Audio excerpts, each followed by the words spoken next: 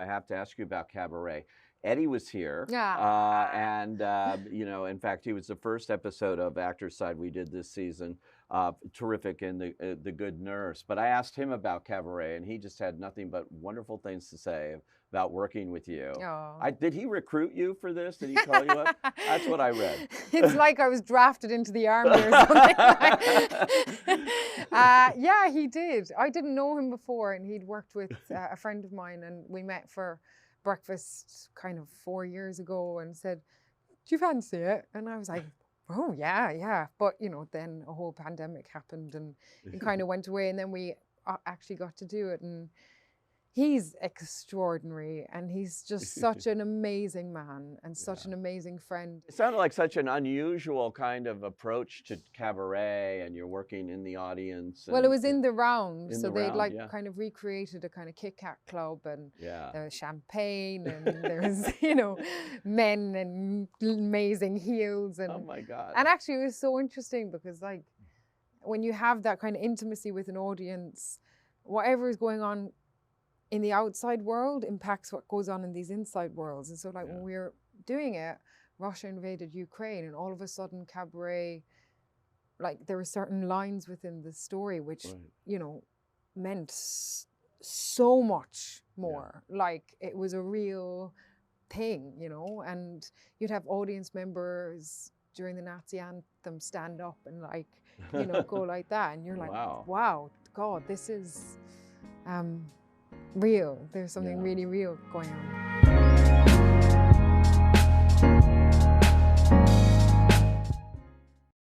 How can we address them?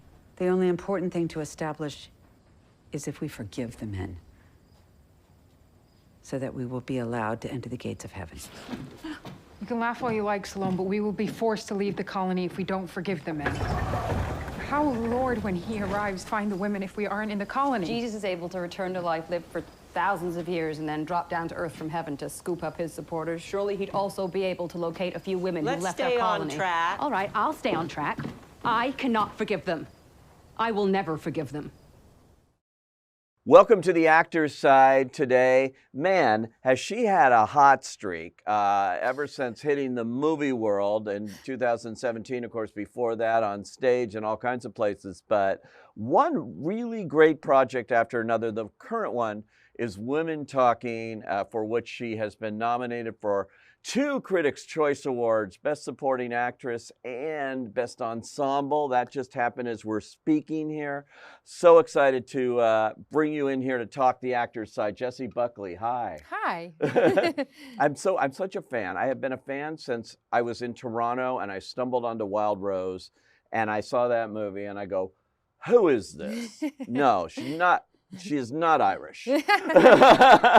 She can't be a country star here, but it is amazing. And so many great things that you've done. What's it like, to suddenly get all this acclaim? You won the Olivier for Cabaret on stage with Eddie Redmayne, your first Oscar nomination just last year, tons of awards, attention. Seems like everything you do. Not everything I do. Well, I don't know. It's lovely, I guess. Yeah. But I don't know. It's always unexpected, and it's always icing on the cake. And the best part of it is getting to do work that you love and getting to work with people who I just feel really lucky. Especially in the last few years, I've got to work with just the most extraordinary people, women, men, who've just encouraged me to be braver and push the boundaries of what I always expected. Yeah. And that's all you can ever hope for. So that's what it is. One good thing begets another, it seems. If you do one, then they're going to say, oh, we would like to get her now in this one. And I can tell you're picking the right stuff. When you look at your resume right now, or filmography, from Beast in 2017, which right off the way, that was a wild movie, by the way. That was crazy. Wild Rose, Chernobyl, I'm Thinking of Ending Things. Got to ask you about Charlie Kaufman. Fargo, can't do better in television than that one. The Lost Daughter with Maggie Gyllenhaal behind the camera. Now Women Talking with Sarah Polley. I mean, this is great stuff. It's great stuff. Do you look over scripts you're sent and things and say, okay, I want to spend time doing this. How do you choose a role? It's kind of just a gut reaction, you know, like, and each of them kind of have felt differently in my gut, you know. I guess like with Beast, that was my first ever film, and I know, right? And that was a major lead. And... yeah, and it was like I look back at that time, and it was all of our first films. It was Michael Pearce's first film, you know. It was a lot of his crew's first film, and we were like children in a treehouse, and it was the most. We had no kind of. We just wanted to make things, you know. That's Right. all we wanted to do. What happened beyond actually shooting it was kind of would take its own course, but.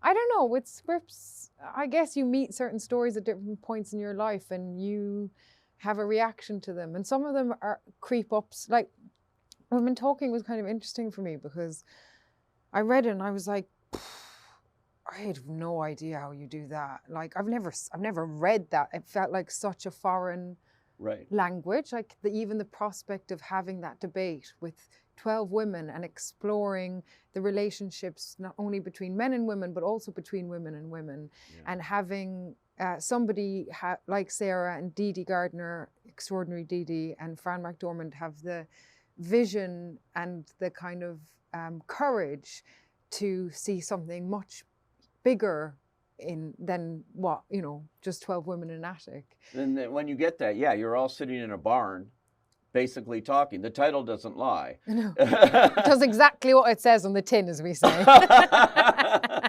can only tell you, I saw it with my wife at Telluride Film Festival, and I walked out of that movie up the street. I was actually chasing down the MGM publicist I knew to say, we got to talk. I have to have these people. I do a screening series. I showed this in my screening series. And had Dee Dee, and I said, got to have Jessie Buckley on actor's side. We made all these arrangements over Labor Day because I was very moved by the film. But my wife in particular wanted me. She said, "Now you tell her." I cried through the whole thing, and I'm crying now every time I think about it. Oh. And I thought that was interesting because it meant so much, you know. Yeah, but I think it means. Not just to women. I think men everywhere should see this movie. Oh, it's definitely a kind of, it's a universal conversation that we all should be having. And I think the most moving thing about this, you know, you always hope that you're going to affect in some shape or form when you do a film, but to kind of viscerally feel that effect happening in that present time and having, you know, the conversations that we've been having on the back of this film have been unlike anything I've ever done before. And so it's really sparking. And what's so exciting is hearing the young women in this cast speak and articulate about their experience from this film. Like what, you know, Kate Hallett, who plays my daughter, said before we, you know, Telluride, I think it was it, and that before she came in to do the film, this is her first job. Right. She thought she to be a good girl. And then she got to set and she realized that there was more expected of her.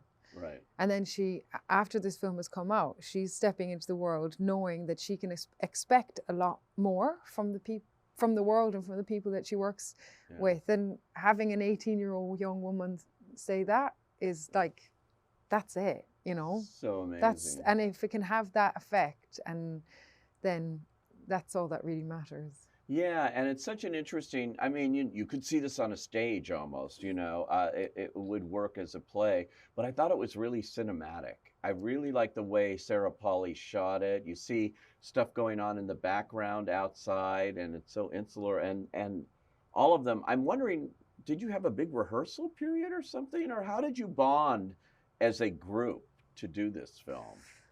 Well, it was COVID when we were doing this. So when we shot in Toronto and it was quite strict there. So when we landed, we had 2 weeks kind of quarantining and then a week of Zoom rehearsals where we all kind of met our prospective families and kind of read through the script. And then we had a week on the set in the attic, but we were masked, visored up. We could kind of only see each other's eyes. And we went through the kind of geography of the film. But beyond that, it was kind of, that was it really. But, you know, every single person in that cast they're some of the greatest people I've ever worked with. And they're amazing actors, they're first of all. I mean, you start with Fran McDormand, who's a producer on this and actually was pretty responsible for getting this going. Yeah. You know? Well, the kind of generational kind of thing of it all. But and as well, Sarah and Dee Dee and Fran, they really thought about who they would put into this attic. Right. We're like Harry Potter. That's what we're like, kind of little people. Yeah. Because it needed people who could have the courage to have heightened, emotional perspectives, but also as actors and as a community, not be kind of egoless and have a kind of egalitarian kind of conscious which is about how it that comes off. Yeah, and everybody, we were doing 150 takes of a scene over 3 days because we had to get 9 different One perspectives. scene, 150 takes? Oh yeah. Wow, that's worse than David Fincher. Oh yeah. That's a lot of takes. And he's not talking about changing the world. That's a lot of takes. But every single actor was there for each other on that. Wow. Time and time again. Nobody ever dropped the ball. And that kind of level of generosity meant that we could completely throw ourselves off the cliff and know that we would be caught on the other side. And as an acting experience, it was kind of unlike anything I'd done before, because I think I went into it, and especially with Marieke, I didn't want to judge her. Right. And I wanted to kind of step into the river and see where it took me with this. And I could afford to, because we shot in sequence. I was working with these incredible actors. Sarah Polley was leading us from her very, incredible, powerful vulnerability point of view. And you just knew you could stand in front of somebody and they would change you in real time. It was as simple as that. That's amazing. Yeah, you mentioned your character there. She's an abused wife. She's going through all of this. And it's heartbreaking, to see all of these women sitting there. What are we going to do? Do we just leave? Do we stay and fight? It's such a fascinating conversation. It's sort of based on a real incident, I guess. Yeah, it was based off an article came out in Vice magazine about these ghost rapes in Bolivia of this Mennonite community. Yeah. And Miriam Taves, who wrote the book, grew up as a Mennonite and wrote this amazing book. But yeah, it's based off real Unbelievable. events. What's so great, I love that SAG has an ensemble category. I love that I'm in Critics' Choice, that we have an ensemble category, because you're brilliant in it, and congratulations on the nominations, but I think you should all be nominated for everything. Totally. We're like a pack of wolves, Right. We kind of go in one shoal, and it's always nurturing to be around these people, all of them. Yeah. So yeah, we're kind of like a beating heart, I feel, one kind of thing. Let me take you back to the beginning of your career. I found this fascinating. You were turned down from certain drama schools and things, and you go on an American Idol type of show called I'd Do Anything to, I guess they were casting the role of Nancy off of whoever wins this competition. Yeah. And you came in second. Yeah. Wow. I could totally see you as Nancy, by the way. I did Oliver in high school all those years ago. Oh, I loved Oliver growing up when I was It's a lot of fun. Kid, yeah, they gave me the only role where you don't have to sing. Noah Claypool. But it was, that's such an interesting thing that you would go on this competition and do so well. Yeah, it was kind of, looking back at it, I was so young. I was like 17, and I did it by mistake. I was, when I got turned down from drama school, I thought I would only do musicals, because growing up, that was my peripheral vision. My mom's a musician, we grew up around a lot of music. There was like a musical theatre kind of community, but never, ever did I think I would make a film, because film belonged to people in Hollywood. Right. That belonged to like Judy Garland and Marilyn Monroe and people who live below palm trees, not somebody. You did do the movie Judy. You got close to Judy Garland. I did, yeah. But it didn't belong to somebody who lived at the bottom of a mountain in Kerry. Like, it was just such a bananas thought. Yeah. Anyway, when I didn't get into do drama school, there was an open audition for this thing, and I thought, I'm just going to go and practice for my next drama school audition. And then one thing led to the next, and I was so ignorant to what it was. I was just so happy to be part of a community that I loved beyond understanding, and I was getting an opportunity to kind of peek behind a curtain that I thought would take 100 years to even see that. And all of a sudden I was standing in front of Andrew Lloyd Webber and all these people getting to sing and getting to perform, and Wow. beyond the competition, that was it for me. And I kind of look back at that young woman and I think, that's so brave. Like, I would never do that now. Like, I'd be too scared. I'd be like, you joking? In front of a whole, like, of Great Britain to do that. But it is a great showcase. I mean, you know, there's a way people can see you, as they did, and you were off to the races, as they say. I didn't even know what a showcase was, though. I just left school. I didn't know. I didn't have a manager. I didn't know anything. You know, I just couldn't believe I was getting to sing. I didn't know if I was good or bad or whatever. You know, you kind of want to hide from the reality. Yeah. I was probably all of those things. Yeah. Well, I think what's so amazing too about your career is a lot of people don't know, if they haven't seen Wild Rose, or if they haven't seen you on stage and in some of these musicals you've done and different things. They see you in these dramatic roles and they think you are strictly a dramatic actress, you know, and you know, that's you're so versatile. You can do it all. I mean, I understand in school you even played Tony in West Side Story. I did, yeah. Well, I went to an all-girls, like, Catholic school, so there wasn't, you know, someone had to do it, and I just kind of, but he's great fun, yeah. I loved bet, it. I bet.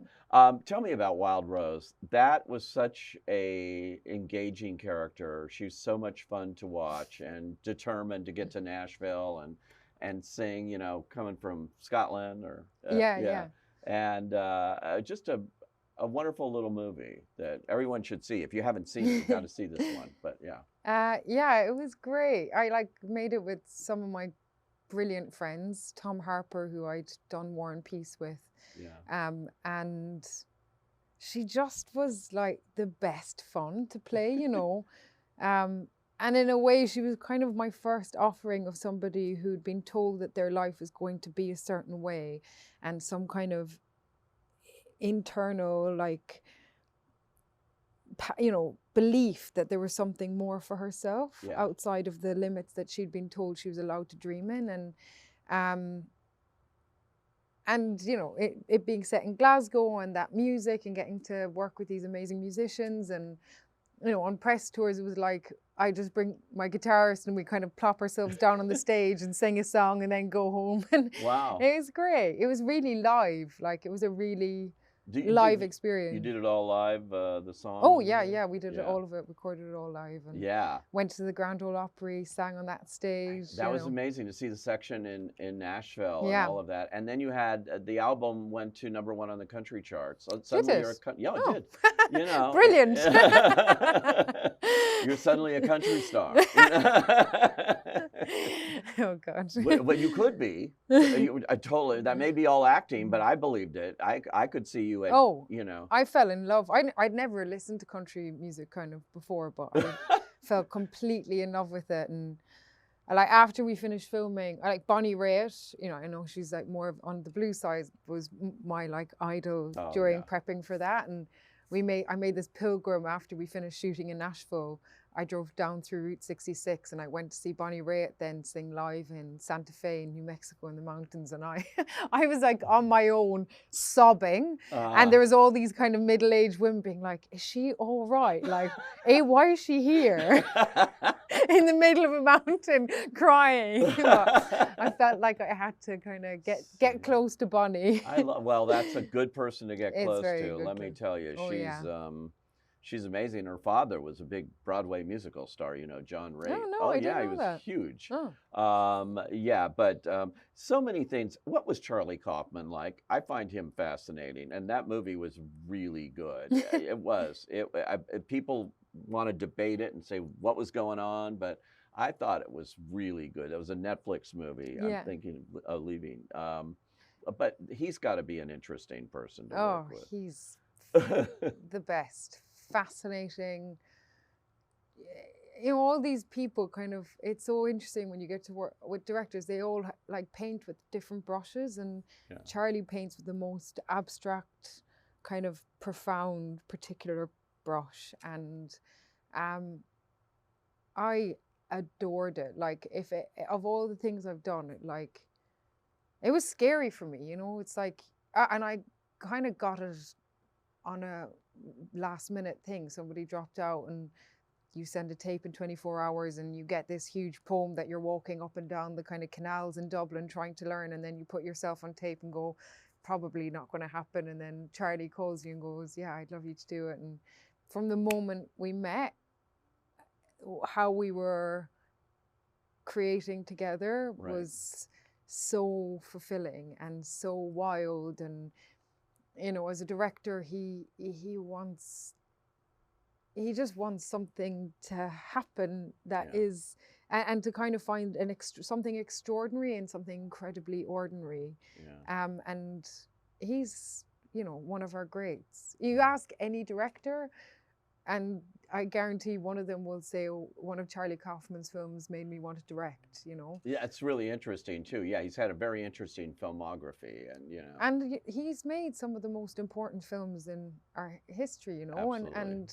And I know it's not ever easy for him to make the films that he makes, but that kind of, it's old school, you know, like it's old school filmmaking. And he's great. Even animation he's gotten into. You know, it's pretty amazing. I wanted to ask you too, you were nominated last year for a terrific movie. Maggie Gyllenhaal sat here. We've talked about that movie, The Lost Daughter. But what I thought is always interesting, when you're playing the same role at a different age with another actor, in this case Olivia Colman is the older Lita.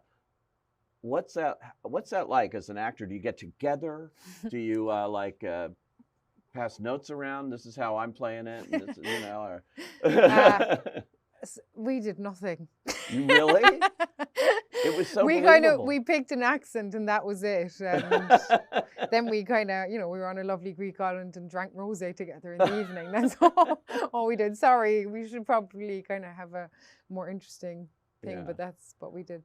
And I think Maggie felt it was kind of important. It wasn't important, you know, if we were trying to mimic each other, it would kind of have reduced the life force of this character in some way. And we all are so different at different points in our lives anyway. Yeah. I think Olivia was like, I hope Jessie hasn't like added a limp or something that she hasn't told me, because I show all my stuff first and then I went away and then she arrived and yeah, anyway, Maggie assured her I hadn't put a limp in. Oh my God. It certainly worked, I have to say, between the two. I mean, it was proof positive. You both got Oscar nominations there for the same role, which doesn't happen a whole lot. It's kind of rare. De Niro and Brando have done it and that sort of thing. But it was very interesting to see that difference and to see that character.